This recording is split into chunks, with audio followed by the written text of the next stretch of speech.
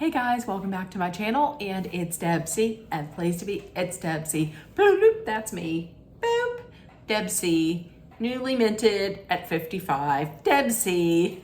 Hey everybody, happy Sunday. Hope everybody had a great weekend, and it is sadly the end of my vacation. But listen, I'm going to try and think positively about this because listen, number one, thankful that I have a job to go back to. And number two, I'm working from home. So it's not like I have to get up like I did in the past at 4:30 and commute into Pitts, get dressed, get everything done, drive to the bus, wait for the bus, and commute into Pittsburgh. So, and then do the big commute home. So listen, I am thankful that I don't have to do all of that. So it's not bad. I'll wake up half an hour earlier than I did this past week. So I'm gonna put a positive spin on stuff. So like I said, I hope everybody had a great weekend, and in a world where you can be anything, be the shit. Don't you love that? I don't know, I got this on, I don't know if I got this from, I think I might have ordered this on, it had to have been from Amazon anyways. If I was any one of the Schitt's Creek characters, I would be a combination of David and Moira. Tell me in the comments, which one of the Roses would you be? That's who I would be. So it is Sunday. We're gonna do a little recap and reset.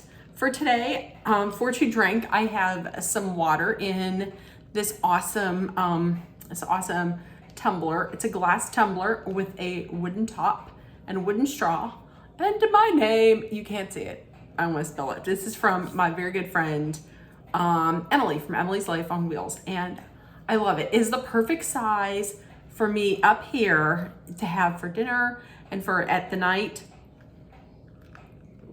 and to keep on my nightstand next to my bed so that when I wake up I can have a sip of water like they tell you should do. So let's get into what I did last week and what's going on. So this past week, as everybody knows, as everybody in the world knows, it was my birthday week that I had off. I take the same week off every year just as like a rest and relax and do whatever I want to do and recharge. And this week was no different. It was real relaxing. I know a lot of people will jam pack a whole bunch of stuff into their birthday week, but the older that I get, the more I'm like, I don't know that I need to do that. You know that on Tuesday, me and Mom went to Grove City for shopping at the outlet. Love that. I love spending time with my mom. Thursday, no, what day was it? It was Thursday, maybe? Wednesday or Thursday, one of the days, that my nephew, Micah, and his wife, Alyssa, came over. And I'm gonna show you, look at those flowers. Those are the flowers that they brought my mom for a late Mother's Day present. I'll show you them a little bit later in a little video. Beautiful. And they came over for dinner, and then the day after that, that had to have been Wednesday. And then Thursday, my brother Kevin came over, and he gave me that. Listen, I am so thankful for him that he even thought of me. He brought over that card they made with side chick Camilla on the front. So there was that. And then Friday we went out to lunch, a late lunch that, by the way, me and my mom, to Olives and Peppers, that, by the way, we just finished it up today. And I think my mom even still has more pasta left. So it was excellent. If anybody is in Western Pennsylvania, in like Westmoreland County, it's called Olive and Peppers. We went to the Level Green location. They also have one, I believe, in Greensburg in the train station, I think. So Olive and Peppers, it was excellent. The rest of the time I watched some movies. I watched 3 of my favorite lesser known movies. It was Drop Dead Gorgeous, Center Stage, and Best in Show. I finished that last night.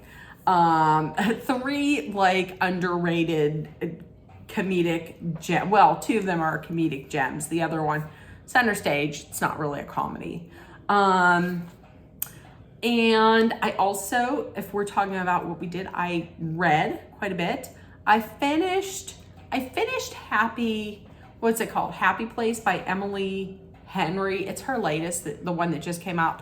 I have to say, it was not my favorite of hers. It was probably my least favorite of hers. I also finished and started, I started and just finished today a book by a woman that I follow on TikTok.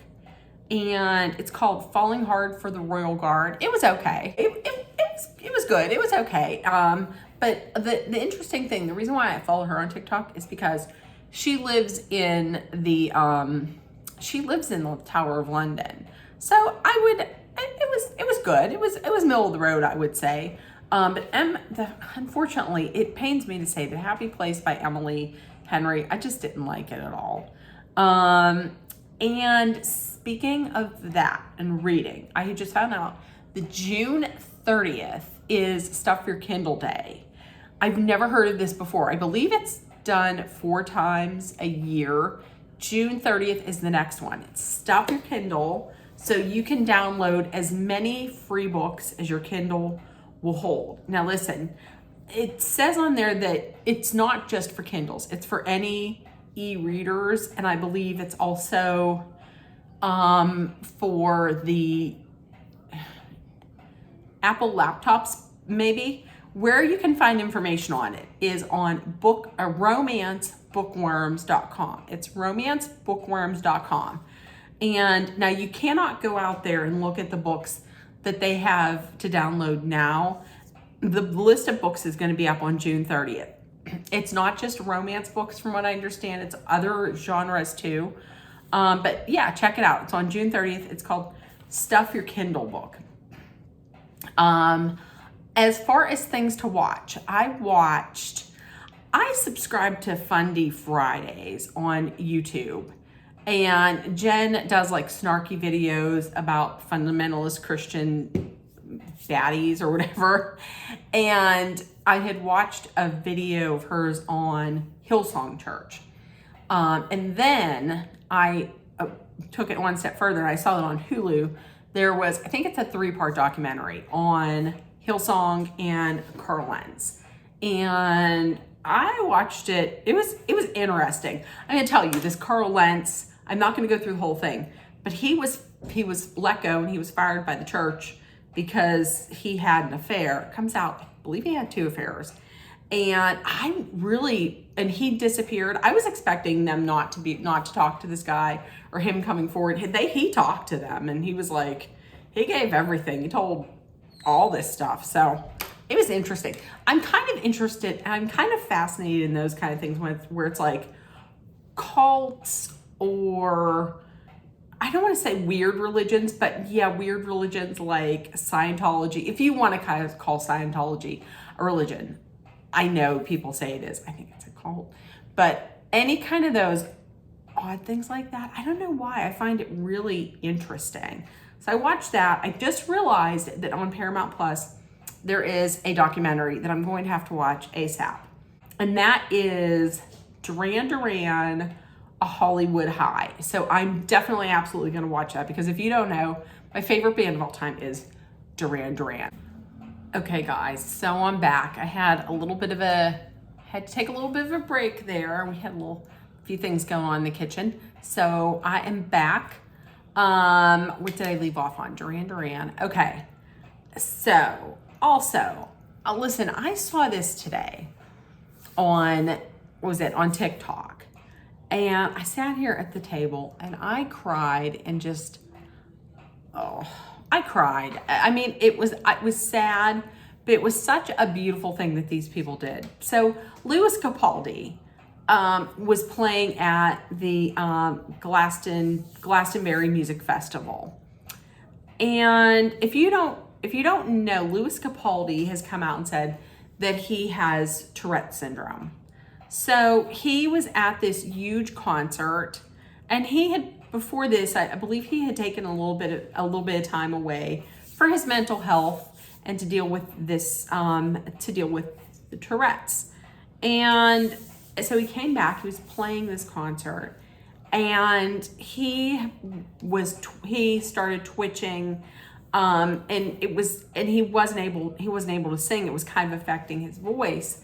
And everybody at that point in the crowd just started singing, and they sang, when I say loud, I mean so loud, and they sang the whole song. And he just stepped away.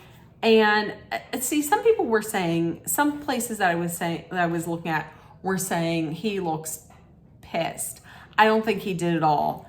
I think it looks like he was just so overcome with like awe in the fact that everybody was taking up for him and was just like, and had his back. And it was so beautiful. If you can go on to TikTok, just type in Lewis Capaldi or Lewis Capaldi Glastonbury, and it's just so amazing that he wasn't able to sing because of these twitches that had overcome him, but then they just picked him up and they had his back the whole time. It was so beautiful. If you can watch it, go out there and watch it. And if you don't cry a little bit, then you're obviously a robot. Like, you have got to be some kind of a robot. But I just thought that was so beautiful. Okay, now listen, this next part, I was wondering if I should put this in. I'm not going to put this whole rant in because I don't want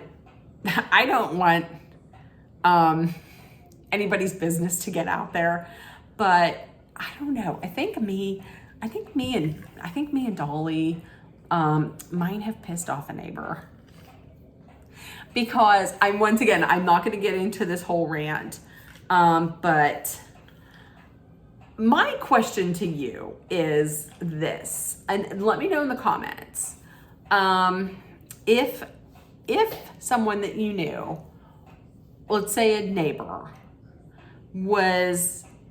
didn't have a lot of money coming in, and you were worried about them, which one of these would you be most worried about? A, if he had food to eat. B, if he had water. C, if he could pay his bills, like if he had electricity. Or D, and I'm for real, if his grass is being cut. Listen, no judgment, but my first thought went to, oh my God, does this person have enough food to eat? Somebody else's went to their grass. I'm gonna just say this.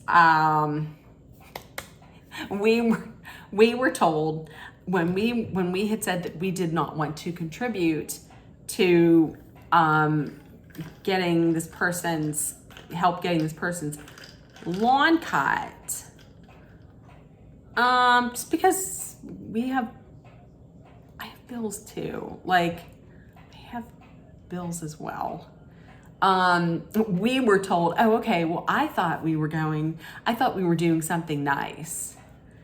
And then we were told that the nice thing that we were doing was because of property value.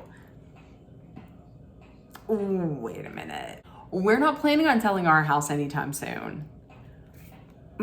I don't know that anybody else on our street is either. So my thinking is, well, wait a minute, is this the nice thing that we were doing for him, for this person, or for you?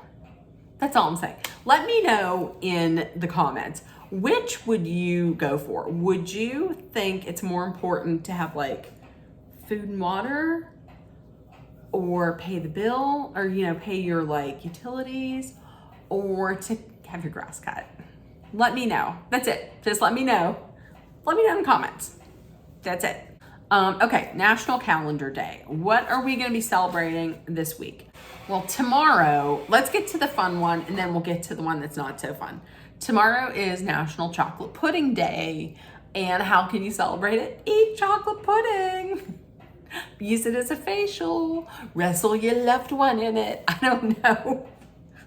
Make a mustache. Make a beard. Feed your child. Don't give any to your dog, though, or pet, because it's not good. Okay, and it's also National Barcode Day. Now, the barcode was invented by an IBM engineer in 1974. And what was the first thing that was scanned? Well, first thing that was scanned was a 10-pack of Wrigley's gum. And the thing is, when it tells you how you can celebrate it, I thought you could go out and go shopping and then you can scan your barcode. But no, they said have a national barcode party and throw up facts about barcodes. Not what I'm going to be doing tomorrow. Tomorrow is also National The Bachelorette Day. Not really, but The Bachelorette starts tomorrow, everybody. I will be watching. I will be covering, certainly. Tuesday, National Sunglasses Day and National Ice Cream Cake Day. Listen, this might be an unpopular opinion, but I'm not that big a fan of the ice cream cakes from Dairy Queen because there's no real cake in it. It's just like ice cream and then that layer of fudge and then ice cream. The better ones, in my mind, are at Cold Stone because they actually have cake in it. I think they're a little more expensive, but they're better. And it's National Sunglasses Day. I'll wear my sunglasses at night. You can celebrate by wearing your sunglasses at night and listening to that song by Corey Hart. Wednesday is National Alaska Day and National Paul Bunyan Day. Thursday is National Camera Day, National Camera Day, and also National Bomb Pop Day. And you're like, what's a bomb pop? Well, that's those popsicles that look like a rocket, you know, and then at the bottom it has blue and then white and then red. That's what they're called. I believe I read that those were invented in Kansas City, possibly. And Friday is National OOTD, and that's National Outfit of the Day, and National Social Media Day. Makes complete sense because you're going to be posting your outfits of the day on social media. But here's an interesting fact. National Outfit of the Day, that outfits of the day were originally recognized. I don't know if it was Congress, but they had said, hey, listen, we're going to recognize this. And it started in 2018. Guess who it was in honor of? It was in honor of Stassi from Vanderpump Rules, who started the trend of OOTDs. There we go, Vanderpump Rules. So there we go. That is what was happening with me and what's gonna happen with me in the future. I told you, I gotta not be so much of a hermit. And I gotta get out, and I gotta live a little. So say yes more than saying no. So there we go. Okay, well, tell me, guys, what happened to you this week? What was some of your ups? We can celebrate them. And what were some of your, things maybe that you want to vent on? And with that being said, I love you guys. If nobody has told you yet today, I love you. You're loved, seen, and heard. Please make sure to put love, kindness, compassion, acceptance, hope, and positivity out there, especially acceptance and kindness. And treat everyone the way you would want to be treated. And I love you guys. I will see you tomorrow for maybe a little Monday munching, snacking, tasty taste. Right. And it's Bachelorette. So I will see you guys tomorrow and have a great day. Bye, guys. And this is the little arrangement that Micah and Alyssa brought up for Dolly on Wednesday. Isn't that beautiful? Look, there's the pot that's in. I think that's beautiful.